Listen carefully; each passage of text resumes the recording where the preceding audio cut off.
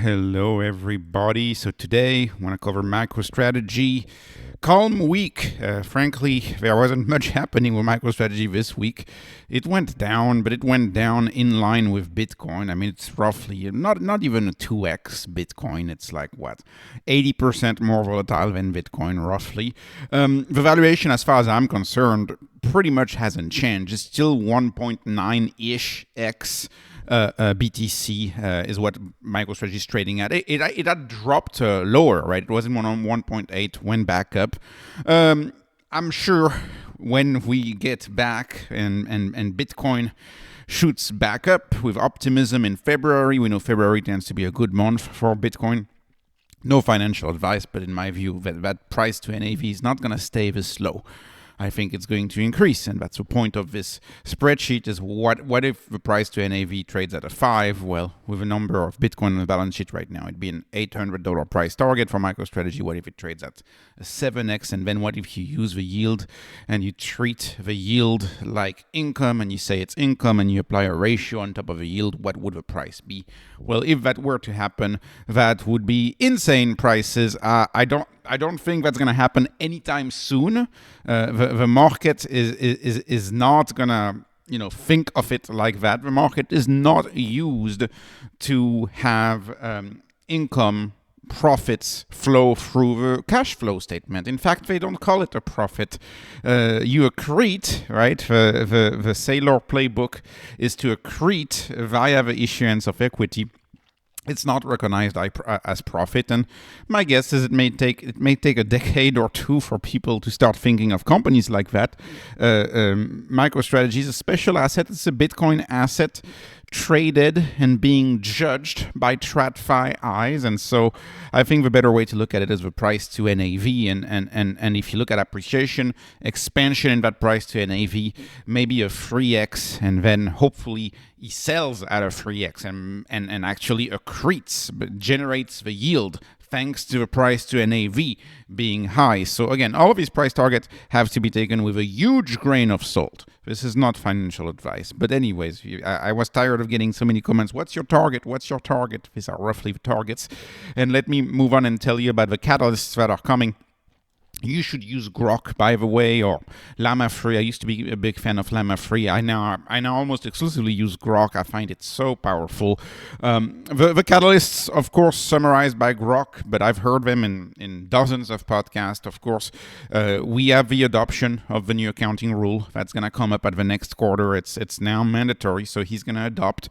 Options expiry, everybody's talking about that, January 17. There's a debate in the community as to whether market makers are prepared, whether they already hedged and covered, or if they didn't. And if they didn't, and a lot of people call their shares, you could have a squeeze. A lot of people are excited about that. I'm not a trader, so I don't care if we don't get a squeeze. It doesn't matter to me.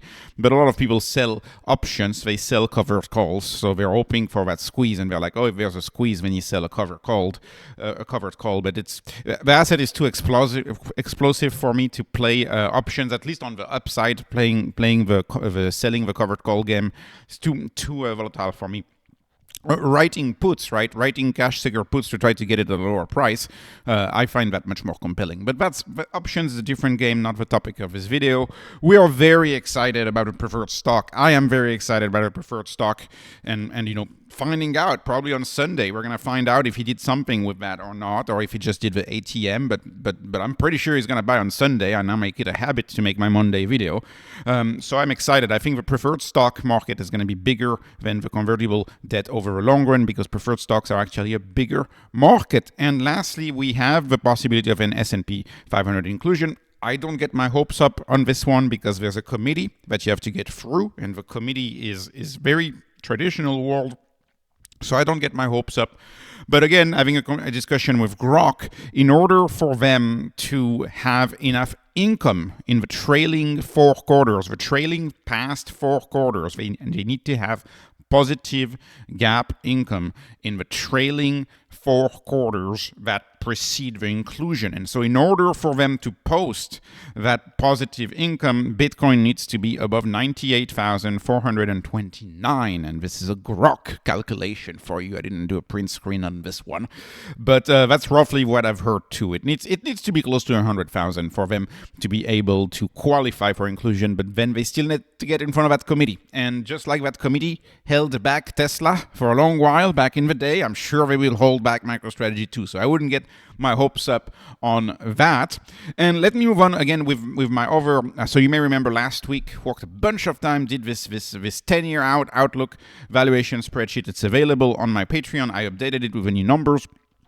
So you see, I'm just giving you my price target for the next 3 years because this is a public video, and if I show you my price targets for 2035, yeah, it's too nuts. So I don't want to seem like I'm crazy. So I'm just showing you until 2027. If the price to NAV doesn't change, I'm getting a price target of $1,700 for the stock in 2027, assuming A, the price to NAV doesn't change, assuming B, they're able to generate 20% yield this year, 19% yield in 2026 and 18% yield in 2027, and assuming C, that the Bitcoin price target hold from the Bitcoin 24 model. Saylor published this Bitcoin 24 model on GitHub. You may download it there, and you can see that he's predicting in December 27 a Bitcoin at $300,000. If you are on Twitter and you hang out and you read all of the predictions that people have, you have people predicting $300,000 Bitcoin for 2025. So I actually think Saylor's prediction for 27 and 28 are fairly bearish, at least compared to a lot of the bulls out there. And that's his base model. That's his base case that I use. So I use his model because I know that's what his team. He's got a team of about 10 people at the treasury of MicroStrategy. That's what they estimate. That's what they work with. So I think it makes sense to work with the same numbers. Yeah, it's crazy that this whole strategy. I mean, MicroStrategy could essentially be a company of 10 people, and that's it. And it's I've made this case before that they should just spin off the software business because it confuses people. And if you're a software buyer, you may be confused that that's actually they are doing more Bitcoin than anything. But maybe we need to keep the software business in order to be included in the QQQ. So that's also something that some people were fearful of. But the QQQ, thank goodness, the QQQ is a systematic inclusion. It's all about a system. It's all about a formula. It's not about qualitative analysis and thinking of committees and by committees like the S&P. S&P, you're going to have to get through a committee, which is a tougher thing. So anyways, I'm assuming the yield, their target, they've guided, they're going to do 6 to 10% yield for the next 3 years. No, they're going to do much more than that, in my view. No financial advice, but it's pretty clear to me that they're going to do much more than that, especially with the current price to NAV at a 1.9. You can just... on a day with a lot of volume, you can just dilute and accrete. Dilute, buy, dilute, and accrete. And this is where I'm not going to go through these slides again, but you may remember my video, Top 3 Reasons to Buy. I explain this slide got a lot of commentary in my prior video. I explain how yield works, how the Bitcoin yield works. And I suggest you go back through the calculation. If you're interested in knowing the mechanics, you can pause here. And some people say to me, oh no, well, it should go up. It should go from 33% to 36% if it grows by 10%.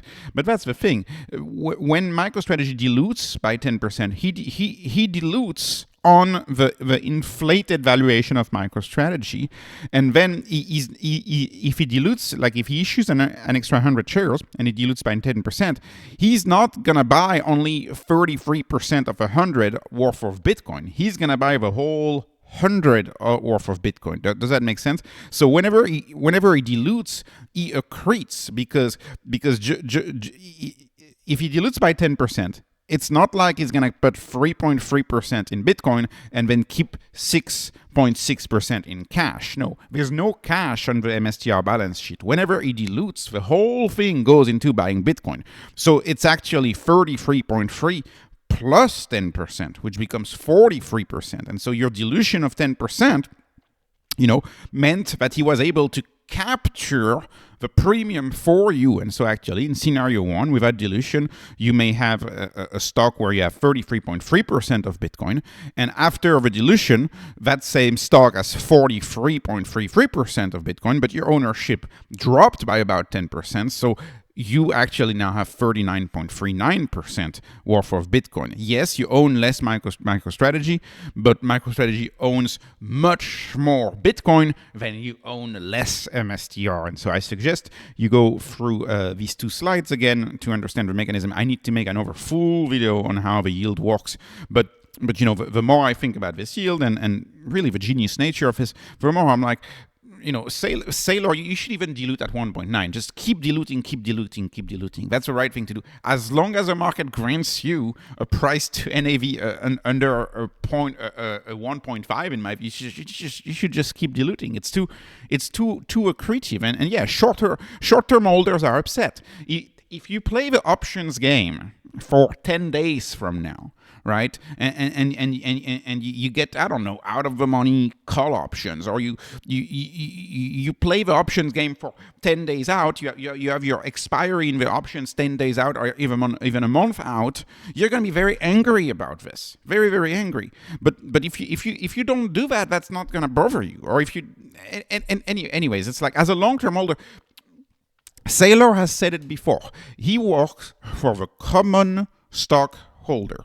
So the options holder, the person owning the options, is not the common stock holder. You know, that's the problem with the options. You gotta time within, whenever your strike happens, whenever your expiry date is, you gotta time exactly where the stock is going to be. That's where it's much tougher, because it's short term. It's a short-term prediction. Over the long run, I am fully confident with MicroStrategy, and all of my position in MicroStrategy is into the common stock, the common shares, all of it. So, and as you know, and this is becoming a consensus. I listen to a lot of podcasts about this. The idea that he's going to become a Bitcoin bank after 2030, generate a Bitcoin yield. This is becoming a consensus in the MSTR community. And this is a slide I've already used in my prior video, so I won't spend too much time on it. But once you can't accrete via dilution, because everybody does it now, once you can't do that, and that may be 2030, right? That's going to be already an enormous upside. There will be a point at which MicroStrategy cannot do that anymore, because the system is well understood, and the game theoretic advantage of being first does not apply anymore. And that's going to be maybe 2030, 2032, I don't know. But when that happens, there will be the opportunity to earn Bitcoin yield, and Bitcoin yield means things like borrowing against your Bitcoin to buy more Bitcoin. It means creating instruments backed by Bitcoin. He's already doing that to a lesser extent, but he could do it in a more extensive extent. Regular bonds, I've always said, could be bigger than actual converts or preferred shares. You can lend the Bitcoin. There's many ways to do that. You can play with Bitcoin with real estate, included in real estate. You can wrap it on a token and list it on other layer ones. You can mint stablecoin with BTC as collateral. You can list USD BTC pair. So let's say you mint a stablecoin with your Bitcoin as a collateral. You mint it. Now you have stablecoin, and then you take that stablecoin, you pair it in a liquidity token with another Bitcoin, and then you go list it on the various dexes like like the Jupiters of the world and all of that, Uniswap, whatever, and you list that pair, and you make money on that pair, but the USD is just USD that you minted via other BTC that you use as collateral to create a stable coin. So this is modern day, this is blockchain finance. There's going to be a lot of opportunities like this down the road for MicroStrategy. I have little doubt about this. You could just lend it to TradFi, you can lend it to banks who want to short it, you can lend it to too big to fail bank. This is just scratching the surface. There will be many ways to earn money on a stack of Bitcoin, just like there's many ways to make money in New York City via real estate. Many uses for real estate in New York City. Many uses for Bitcoin on the digital finance world and the Bitcoin and the blockchain finance world. So that's the view, but that's a long-term view, of course, and that conversation is early right now. Let me conclude this video with analogies. So I've used this analogy before. So this analogy is simply that MicroStrategy is a black hole. And you have M2 money mass. The money stock is growing. There's ever more money. Half of that money goes towards assets and sticks to assets. Another way to call assets is we could call them long-term capital. They stick to long-term capital. And nested within that long-term capital is MicroStrategy. MicroStrategy is becoming a bigger share of course, the equities ETF. I have a triple Q, but also the bond ETFs. You've seen my videos about convertible bonds from BlackRock. They're becoming a bigger part of the ETF. Actually, in the convert bond ETF of BlackRock, MicroStrategy is the number one holding at almost 5% of MicroStrategy bonds. So they're incorporating themselves within the traditional financial system. And once money goes from money stock grows, money supply increases, it sticks to long-term capital in the form of equities and bonds, and then it sticks to what? It sticks to MicroStrategy. And when MicroStrategy gets that money via the issuance of new ATM share offerings, the minting of new shares, or via the issuance of debt, it gets to MicroStrategy. MicroStrategy converts it entirely into Bitcoin. That's why MicroStrategy is kind of a Trojan horse within a black hole. Well, there you go. A Trojan horse within a black hole is kind of the analogy that I've used before. I love this analogy. Saylor, famously, and this has been all around the internet, has released this new analogy, which is the analogy of a waterfall. And thank you, Grok. That's why I say if you're not using AI, you may be falling behind. Thank you, Grok. So I had Grok generate this picture for me. So you can see, imagine this lake right here. This lake is traditional finance. And traditional finance is low volatility, it's cozy, it's peaceful, right? And so you have your banks over there and your classic financial market over there, etc. And you do your little TradFi business and your credit cards and whatever.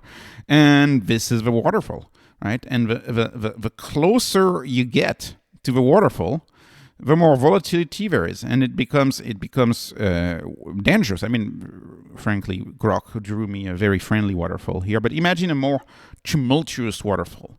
It's more tumultuous, right? What is it, whitewater rafting and all of that? You want to be careful if you get close to the edge. It's more tumultuous. But once that volatility here, that tumult here, is through, you can fall down the waterfall. It's volatile, it moves fast, but once it's down in the hole, once it's down the hill, it goes into MicroStrategy. And once it goes down the hill, there's gravity again, it can't go back up, and it stays within MicroStrategy, and MicroStrategy is your Trojan horse for Bitcoin. So it's a one-way fall. It's traditional finance doesn't see it, and then gravity does its way, and traditional finance falls into MicroStrategy. And once you fell into a hole, you fell down the hill to get into MicroStrategy. There's no going back, and that's a form of hyper-Bitcoinization. It's a way for Bitcoin to get into the financial system. And you can understand how people who are in the waters far out on that lake, they are not close to it. They will eventually fall because gravity works, but it may take them 20 years. And right now, if we own MicroStrategy, or if we're thinking about owning MicroStrategy River, we're at the edge of a waterfall. It's volatile, but volatility is also vitality and can also be very exciting. Nobody would want to go, nobody would go see Niagara Falls. The reason why people go see Niagara Falls, it's because it's the volatility that makes it amazing, and it's one of the most beautiful things. I mean, there's also these waterfalls in Africa. Can't remember, Victoria Falls, is it, or something like that? Same. People travel to go see them. Why? Because it's exciting. That's where everything happens. That's what everybody wants to see. There's tens of thousands of peaceful lakes that are not nearly as desirable from viewing standpoint as beautiful waterfalls. And so this is a beautiful analogy, I think, although I still prefer my black hole one. It's not mine, by the way. The black hole strategy is used by all Bitcoiners. Anyways, this was not investment advice. This was not financial advice. This is just entertainment. Hoping you were entertained. Please like, please subscribe. Thank you for watching, and have a wonderful, wonderful day.